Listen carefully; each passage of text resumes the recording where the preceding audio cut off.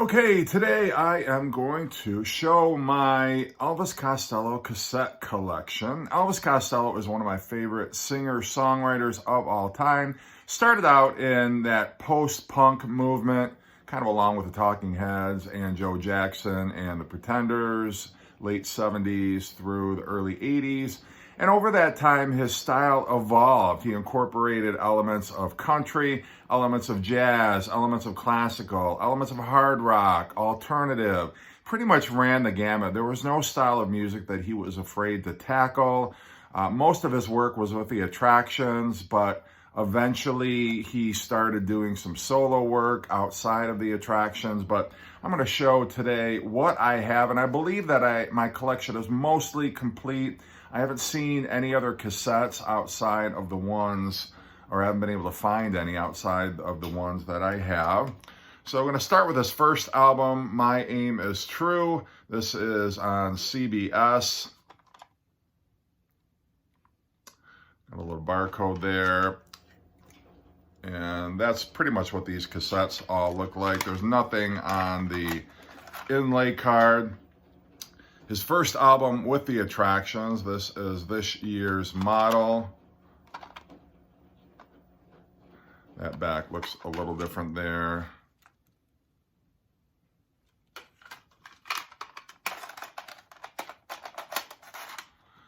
One of my favorites, this is Armed Forces with the North American cover. The UK cover has the picture of the elephant stampeding on the cover.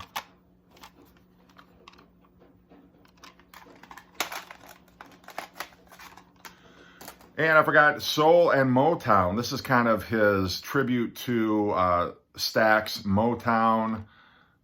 I just love the versatility that he and the Attractions demonstrated. And a lot of songs on this one, and probably more songs than any Elvis Costello single album had.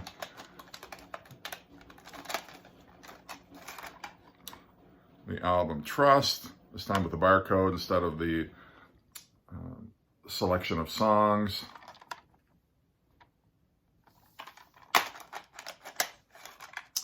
And Taking Liberties, this is kind of a collection of B-sides and non-album tracks.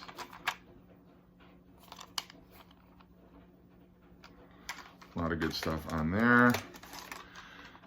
His album of country covers.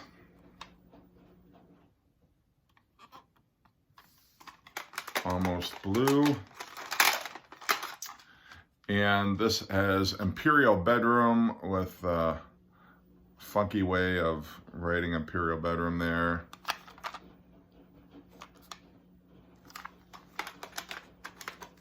And this one is still sealed. This is Punch the Clock,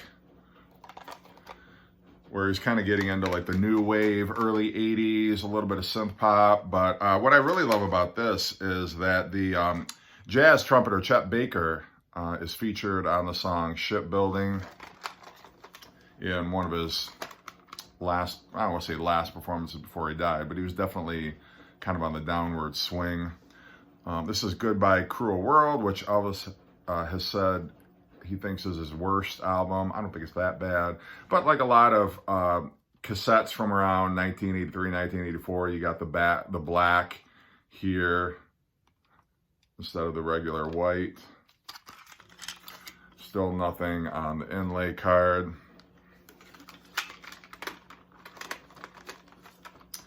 This is the best of Elvis Costello and the Attractions.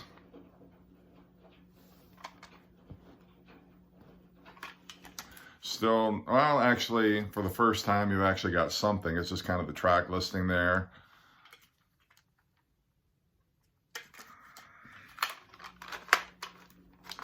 And then he kind of abandoned the Attractions and formed, it was an interesting side project. And I don't know if I'd necessarily call it side project because it's still all his stuff, but called it the Costello Show. And this is King of America, one of his better albums. And it is actually credited to the Costello Show featuring Elvis Costello, which seems to me would have been obvious, but I don't know why they just didn't call it a proper Elvis Costello album. That's got a few credits there on that inlay card. So that was, I believe, 85 or 86. I think it was 86. And then Blood and Chocolate, which is another great album. He's back with the Attractions for this album. Got a few credits there in that J card. And then he switched labels from CBS to Warner Brothers for Spike. And this has got the clear cassette. And you got liner notes and lyrics. And a few pictures there. And he did some, this is when he started collaborating with Paul McCartney. The song Veronica they collaborated on, Baby Plays Around, was also a collaboration with Paul McCartney. And then this is an interview, it's called the Elvis Costello Hour, featuring an hour of conversation and music from his Warner Brothers debut album, Spike.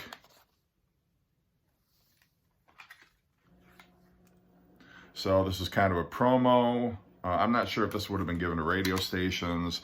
I don't believe this was commercially available. And then his follow-up, Mighty Like a Rose, which I did not like initially when I first heard it. The songs just didn't grab me, but I've since come to really like it. It's got another Paul McCartney collaboration on here with So Like Candy.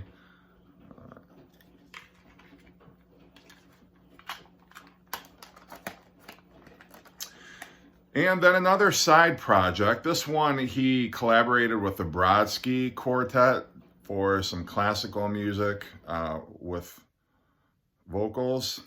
And this is called the Juliet Letters. It's kind of a, what you want to call it, like a song cycle based on some letters Juliet and Romeo apparently exchanged back and forth. I'm not sure the entire backstory behind it. And then now we're into the grunge alternative era. This is Brutal Youth. And the clear cassette.